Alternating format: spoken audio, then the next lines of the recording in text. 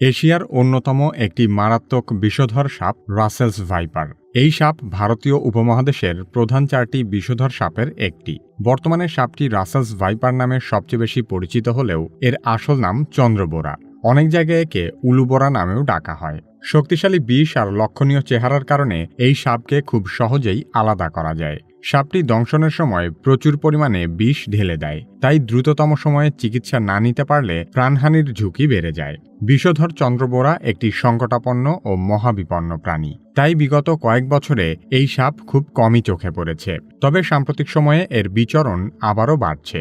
গত এক মাসেই দেশের বিভিন্ন জায়গায় রাসেলস ভাইপারের দেখা পাওয়া গেছে। ফলে বিষধর এই সাপ নিয়ে দেশজুড়ে আতঙ্ক বিরাজ করছে। বিপজ্জনক সরীসৃপ রাসেলস ভাইপার কতটা ভয়ঙ্কর এবং এই সাপ নিয়ে সত্যি এতটা আতঙ্কিত হওয়ার কোনো কারণ আছে কিনা সে সম্পর্কে আলোচনা করা হবে কি কেন কিভাবে এই পর্বে।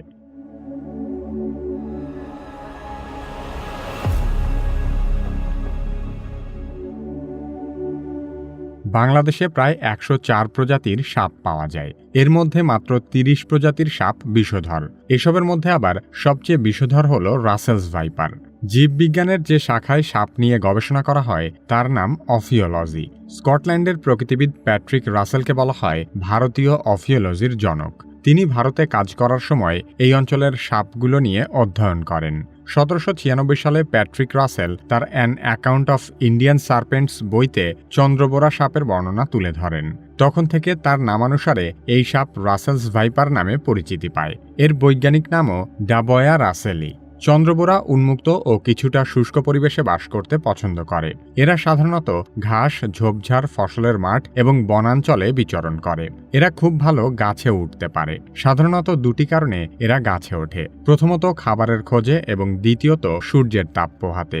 চন্দ্রবোরা মূলত স্থলভাগের সাপ হলেও এরা জলেও বেশ দ্রুতগতিতে চলতে পারে। সে কারণে বর্ষাকালে কচুরিপানার সঙ্গে ভেসে ভেসে চন্দ্রবোরা বহুদূর পর্যন্ত নিজেদের স্থানান্তর ঘটাতে পারে। রাসেলস ভাইপার মূলত নিশাচর, তাই এরা রাতের বেলা বিচরণ করে। সাপটি খাদ্য হিসেবে ইঁদুর, ব্যাঙ, টিকটিকি ও ছোট পাখি খেয়ে থাকে। সরীসৃপ বিশেষজ্ঞরা জানান বরেন্দ্র অঞ্চলের ফসলি মাঠে ইঁদুরের আনাগোনা বেশি ছিল বলে এইসব অঞ্চলে এই সাপ বেশি বিচরণ করত। সে কারণে রাসেলস ভাইপার বরেন্দ্র অঞ্চলের সাপ হিসেবেই পরিচিত ছিল। বর্তমানে পদ্মা অববাহিকা ধরে দক্ষিণাঞ্চলের অনেক জেলায় চন্দ্রবোরা বিস্তৃত হচ্ছে। রাসেলস ভাইপার শুধু বাংলাদেশ নয়, Bharat, Pakistan, Nepal, Bhutan, Sri Lanka, Myanmar, Thailand, Cambodia, Indonesia, Taiwan এবং চীনেও দেখতে পাওয়া যায়। ভারতের যত লোক বিষধর সাপের কামড়ে মারা যায় তাদের অধিকাংশই চন্দ্রবোরার দংশনের শিকার হয়। রাসেলস ভাইপারের গায়ে চাঁদের মতো দাগ থাকার কারণে এদের নাম হয়েছে চন্দ্রবোরা। চন্দ্রবোরার দেহ মোটাসোটা, লেজ ছোট ও সরু। এরা সাধারণত বাদামি, তামাটে, হলদে বা মাটির রঙের হয়ে থাকে। প্রাপ্তবয়স্ক রাসেল ভাইপার সাধারণত 4 ফুট লম্বা হয়। তবে এদের শরীর লেজসহ সর্বোচ্চ 5.5 থেকে 6 ফুট পর্যন্ত লম্বা হতে পারে। চন্দ্রবোরার মাথা চ্যাপ্টা ত্রিভুজাকার। এই ভাইপারের শক্তিশালী দেহ সুবিন্যস্ত শক্ত আঁশ দ্বারা আবৃত। এরা এক ধরনের হিস জাতীয় শব্দ তৈরি করে এবং এদের শব্দ অন্য যে কোনো সাপের চেয়ে অনেক বেশি তীব্র। রাসেল ভাইপারের সিরিঞ্জের মতো 2টি দাঁত আছে। সাধারণত এসব দাঁত 6 মিলিমিটার লম্বা হয়, যা প্রায় 1 ইঞ্চির 4 ভাগের 1 ভাগের সমান।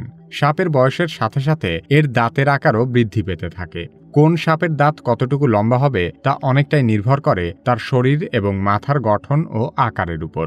প্রাপ্তবয়স্ক একটি চন্দ্রবোরার তীক্ষ্ণ সূচের মতো এসব দাঁত 1/2 থেকে 1 ইঞ্চি পরিমাণও লম্বা হতে পারে। সবচেয়ে মারাত্মক বিষয় হল রাসেল ভাইপার তার 2টি দাঁত পৃথকভাবে যে কোনো দিকে ঘোরাতে পারে। সেই সাথে এরা এদের মুখ প্রায় 180 ডিগ্রি পর্যন্ত খুলতে পারে। সে কারণে এরা এদের দাঁত দিয়ে যে কোনো দিকে এদের সুবিধামতো কামড় বসাতে পারে। রাসেল ভাইপারের বিষ পৃথিবীর সবচেয়ে বিষধর সাপের বিষগুলোর মধ্যে অন্যতম। সাপের শরীরের আকারের সাথে বিষের পরিমাণ নির্ভর করে। সাপ যত বড় হবে তার শরীরে বিষও তত বেশি থাকবে। এই সাপ যখন কাউকে কামড়ায় তখন এর বিষ গ্রন্থি থেকে বিষ নিঃসরিত হয়ে দাঁতের মাধ্যমে শিকারের শরীরে প্রবেশ করে। সাপের মাথায় চোখের পেছনে এই বিষ গ্রন্থির অবস্থান। এরা মাত্র 1 সেকেন্ডের অর্ধেকেরও কম সময়ে শিকারকে কামড় দিতে পারে। বিষক্রিয়া শুরু হবার পর শরীরের বিভিন্ন জায়গা থেকে রক্তক্ষরণ হতে পারে, কিডনি বিকল হতে পারে, স্নায়ু অবশ হয়ে ফুসফুসের কার্যকারিতা হারিয়ে যেতে পারে, এমনকি হার্ট অ্যাটাকেরও ঝুঁকি থাকে। রাসেল ভাইপার কামড়ানোর পর থেকে শরীরে তীব্র টনটনে ব্যথা অনুভূত হতে থাকে। সাপে কামড়ানোর 15 মিনিট পর থেকে আক্রান্ত স্থান ফুলতে শুরু করে। আক্রান্ত ব্যক্তির চোখের পাতা ভারী হয়ে আসে এবং চোখে ঝাপসা দেখতে শুরু করে। এর বাইরেও ভাইপারের বিষ শরীরে নানান ধরনের জটিলতা সৃষ্টি করতে পারে। চন্দ্রবোরা কামড়ালেই যে মানুষ মারা যাবে, বিষয়টি মোটেও সেরকম নয়। তবে সাপে কামড়ানোর শিকার হলে বেশ কিছু সতর্কতা অবলম্বন করতে হবে।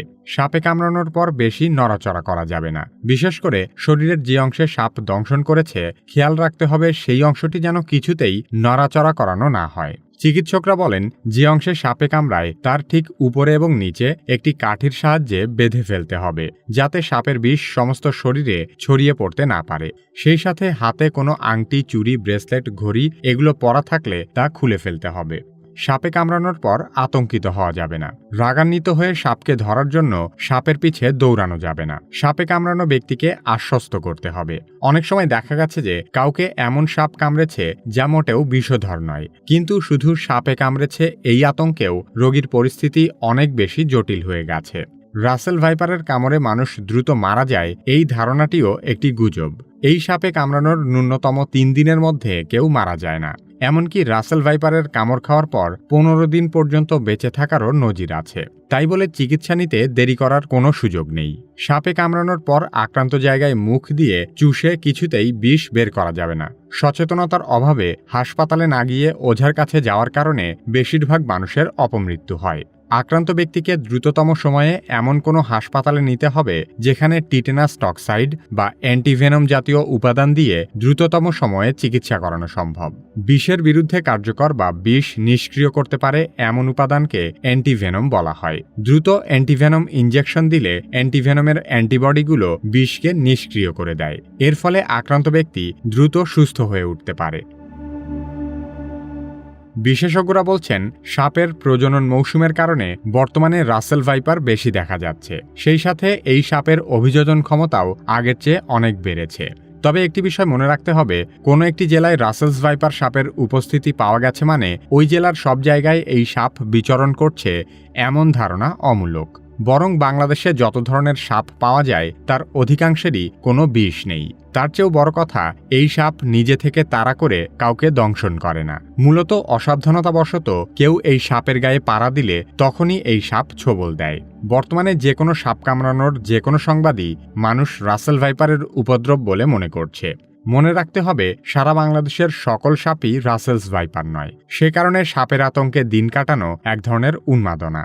রাসেলস ভাইপার কামড়ালেই মানুষ মারা যায় না। সতর্কতা অবলম্বন করে সময়মতো সঠিক চিকিৎসা নিতে পারলে দ্রুত সুস্থ হয়ে ওঠা সম্ভব। আমাদের ভিডিওগুলো ফেসবুকে দেখতে চাইলে কিভাবে ফেসবুক পেজ লাইক এবং ফলো করুন। পরবর্তী ভিডিও আপলোড হওয়ার সাথে সাথে দেখতে চাইলে কিভাবে সাবস্ক্রাইব করে বেল আইকনটিতে ক্লিক করুন।